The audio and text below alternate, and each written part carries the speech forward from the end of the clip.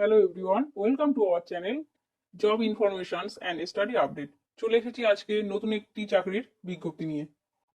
ভিডিওটি শুরু করার আগে যারা আমার চ্যানেলে নতুন আছেন তারা অনুগ্রহ করে চ্যানেলটি সাবস্ক্রাইব করুন এবং পাশে থাকা বেল আইকনটি অবশ্যই প্রেস করুন এই ধরনের ভিডিও সবার আগে আমার চ্যানেলে পাওয়ার জন্য। রাজ্যের বেকারত্ব কমাতে মুখ্যমন্ত্রীর নয়া উদ্যোগ।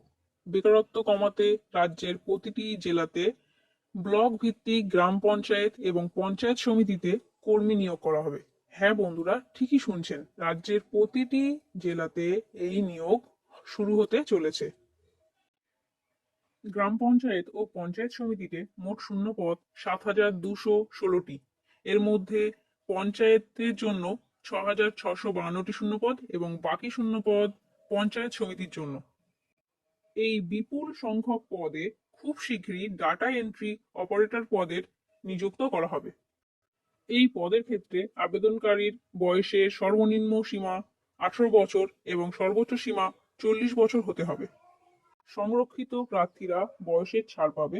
এসটি এসসি প্রার্থীরা ৫ বছর, ওবিসি প্রার্থীরা ৩ বছর এবং পিডব্লিউডি প্রার্থীরা ১০ বছরের বয়সের ছাড় পাবেন। এই পদের নিয়োগ করা হবে লিখিত পরীক্ষা এবং ইন্টারভিউয়ের মাধ্যমে।